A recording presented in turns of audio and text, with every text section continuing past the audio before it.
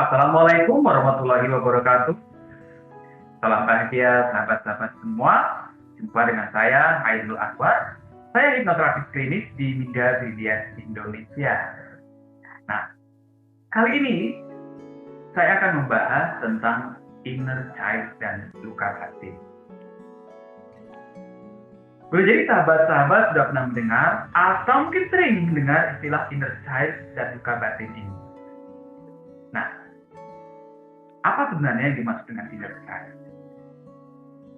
Banyak orang mengatakan bahwa ini adalah pribadi kecil atau bagian anak-anak yang tumbuh pada seseorang saat dewasa.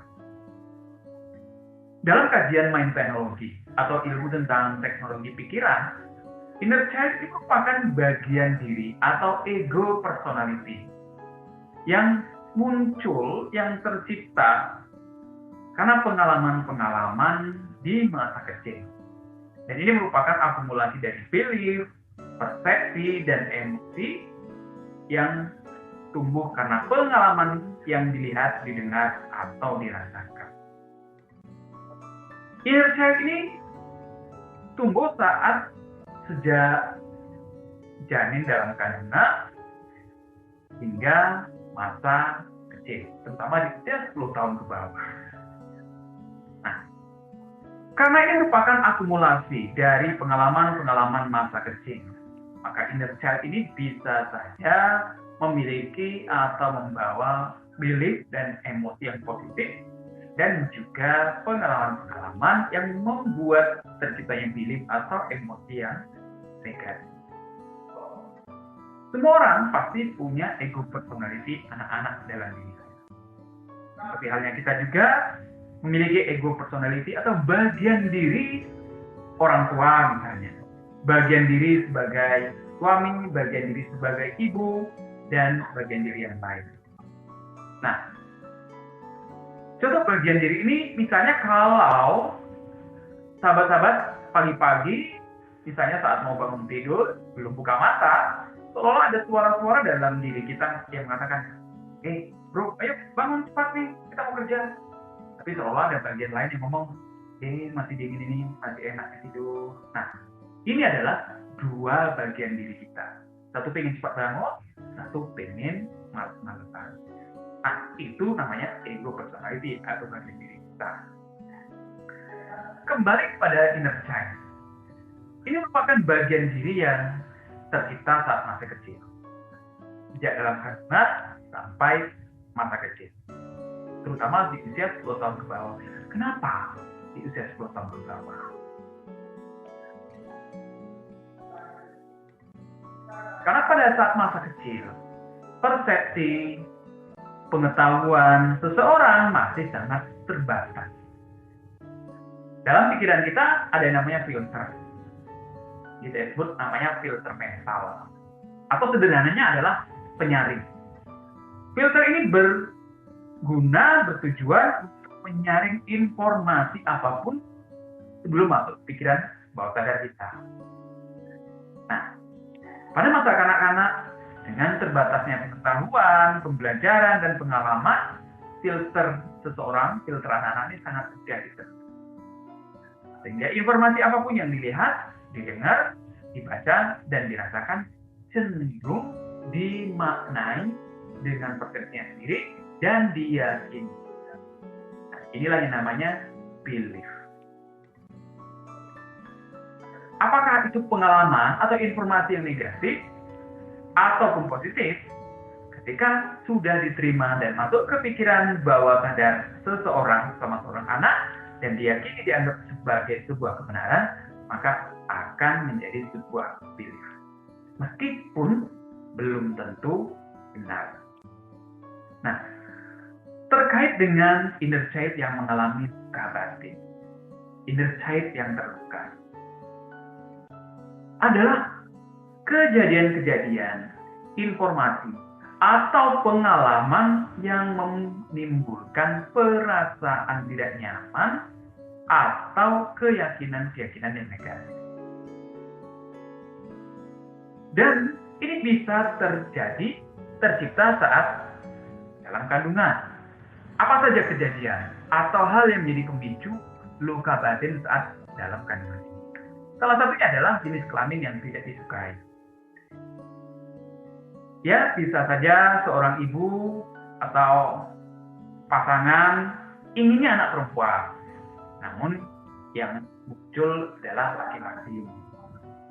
Maka perasaan tidak menyukai, perasaan kecewa yang kemudian diungkapkan pada diri sendiri, seringkali kemudian akan diterima oleh janin sebagai bentuk tidak diinginkan. Pertengkaran orang tua, pertengkaran ayah dan ibu saat sedang hamil, sehingga memicu emosi negatif, apakah sedih, marah yang dirasakan oleh ibu juga akan ditransfer ke janin. Janin yang mau digugurkan ini juga menimbulkan luka yang teramat ya. Saat janin berhasil dilahirkan, kemudian maka perasaan tidak diinginkan, perasaan tidak diterima, perasaan terbuang ini tersimpan di memorinya. Nah, selanjutnya adalah kehamilan yang tidak diinginkan, baik karena faktor usia atau karena kehamilan yang tidak direncanakan atau kehamilan di luar perkawinan yang sah. Maka ucapan-ucapan, ungkapan, self-talk yang diucapkan oleh ibu ini seringkali akan disimpan di pikiran janin. Dan apa yang terjadi kemudian setelah lahir? Jika kemudian juga lahir mengalami kejadian penolakan, ya, sehingga janin yang pada awalnya merasa tidak terima, kemudian saat sudah lahir pun mengalami penolakan, maka ini menjadi akumulasi rasa tidak nyaman. Nah, atau kalau selama kehamilan merasa diterima, selama kehamilan, selama dalam perut merasa nyaman, merasa dicintai. Nah, setelah lahir saat masih kecil, boleh jadi ada yang mengalami kejadian-kejadian seperti pelecehan seksual, ya, pada usia 5 tahun, 6 tahun. Meskipun saat kejadian, seorang anak seringkali belum memahami bahwa itu sebuah pelecehan. Jadi prinsipnya adalah emosi bisa hadir, bisa muncul kemudian, bukan hanya pada saat kejadian. Karena emosi merupakan pemaknaan yang diberikan seseorang pada sebuah kejadian. Pada saat seorang anak kecil usia 5 atau 6 tahun mengalami pelecehan baik oleh keluarga atau orang dewasa yang lain, seringkali anak kecil belum memahami itu adalah sebagai bentuk kejahatan, sebagai bentuk pelecehan. Sehingga saat kejadian jadi merasa tidak ada masalah, tidak marah, tidak sakit hati, tidak sedih. Kapan emosi yang muncul? Seringkali saat sudah semakin besar, sudah memiliki pengetahuan yang cukup tentang hal-hal yang berkaitan seksual. Kejadian lain adalah perundungan atau bullying, baik itu di lingkungan rumah, sekolah, baik secara verbal ataupun secara fisik. Ini seringkali akan membuat anak-anak terluka. Dibentak, kata-kata yang keras di hati, dengan kata-kata yang negatif, kasar, seringkali juga akan membuat anak terluka. Apalagi kalau hal itu diucapkan oleh orang tua. Dibanding-bandingkan dengan saudara, dengan tetangga, ini juga seringkali membuat anak merasa tidak aman, merasa tidak dihargai, merasa tidak diinginkan. Selanjutnya adalah tindakan yang membuat anak merasa ditelantarkan. Misalnya karena perceraian, kemudian anak-anak menjadi tidak memiliki kasih sayang dan pelindungan dari kedua orang tua. kemudian dititipkan pada orang lain, ataupun pada panti asuhan misalnya. Nah, perceraian bisa saja karena kematian, ya, salah satu atau mungkin dua-duanya. Penelantaran ini seringkali membuat anak merasa tidak diinginkan. Apa bentuk yang lain? Tindakan fisik. Seringkali karena orang tua menghukum anak atau mungkin melepaskan emosi kemarahannya dengan menggunakan tindakan-tindakan fisik, memukul baik dengan tangan atau mungkin dengan alat, menghukum dengan mengurung atau mengikat. Ini seringkali menimbulkan luka pada perasaan seseorang di masa kecil. Nah, pengalaman-pengalaman yang menimbulkan perasaan tidak nyaman, emosi-emosi yang dimaknai secara negatif, sedih, marah, kesal, takut, pada saat masa kecil ini seringkali tidak bisa diungkapkan, tidak bisa dilepaskan. Anak cenderung takut, anak cenderung tidak ingin melawan. Namun, emosi yang dirasakan tetap akan disimpan di pikiran. Dan sesuai dengan prinsip emosi, bahwa emosi yang sehat adalah dialirkan, dilepaskan. Maka ketika emosi ini tidak bisa dilepaskan, tidak bisa dialirkan, baik dengan kata-kata atau tindakan, akan tertumpuk dalam diri seseorang. Inilah yang kemudian terbawa sampai seseorang menjadi stres atau bahkan sampai tua. Kenapa bisa demikian? Dan apa yang terjadi kemudian saat orang dewasa? Kenapa ada orang yang tidak bisa mengendalikan emosi ketika misalnya saat marah dengan anak, hingga memukul, mencubit, atau mengucapkan kata-kata yang kemudian disesali sendiri? Nah, karena prinsip emosi yang tersimpan di pikiran bawah sadar. Apa sih dimaksud dengan pikiran bawah sadar? Pikiran bawah sadar artinya sesuatu yang ketika kita melakukan, kita meresponnya tanpa perlu dipikirkan. Kita bisa lakukan. Karena pikiran sadar adalah sesuatu yang ketika kita ingin melakukan, kita perlu benar-benar tahu cara dan proses untuk melakukannya.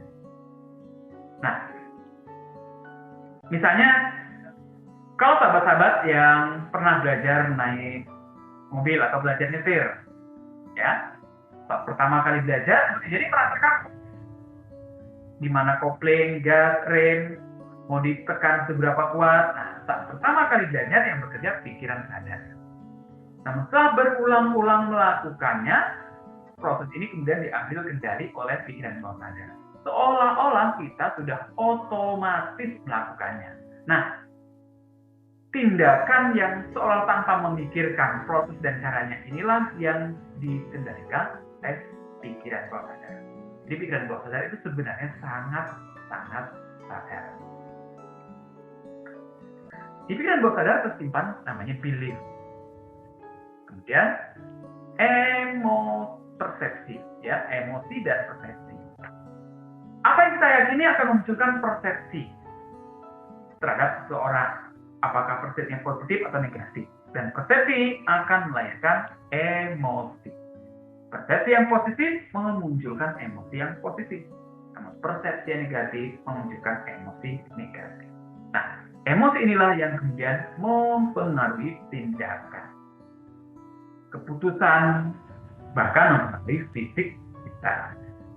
Karena prinsipnya adalah bahwa pikiran dan tubuh saling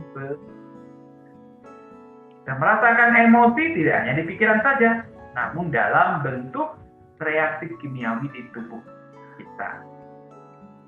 Nah, sahabat-sahabat semua, ini sekilas tentang pikiran sadar dan sadar. Sekarang, apa yang terjadi ketika saat masa kecil membawa luka yang banyak, luka yang dalam, dan belum disembuhkan sampai masa remaja? Maka luka ini terus akan terbawa kemudian saat dia menjadi dewasa. Dan jika juga belum disembuhkan, akan terbawa sampai masa tua. Nah,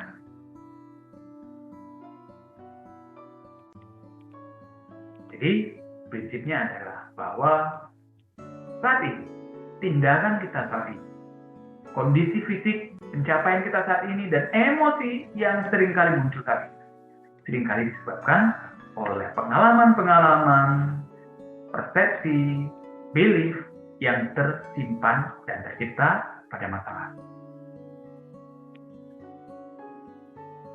Kalau yang saat ini belum selesai, maka kondisi ini juga akan mempengaruhi masa depan. Kenapa demikian? Karena prinsipnya adalah selama belief, persepsi, dan emosi yang negatif, yang tidak memberdayakan, terus ada di pikiran bawah sadar kita, dia akan mempengaruhi tindakan-tindakan kita, keputusan-keputusan kita, cara kita mengambil keputusan, cara kita berpikir, dan cara kita bertindak. Nah, prinsipnya adalah bahwa kalau inner child yang terluka, maka saat dewasa, bahkan saat tua, cenderung menjadi orang tua yang juga akan menyakiti anak-anak. Ini adalah sebuah mata rantai yang perlu diputus saat ini. Maka kalau di masa yang akan datang, di masa depan, ingin memunculkan anak-anak yang nyaman, sehat, dan bahagia, maka pastikan luka batin, perasaan-perasaan yang terluka pada masa kecil sudah disembuhkan. Sahabat, kita akan berdiskusi, kita akan berbincang kembali di sesi yang akan datang dengan topik tentang bagaimana menyembuhkan luka batin. Sampai jumpa dan salam bahagia.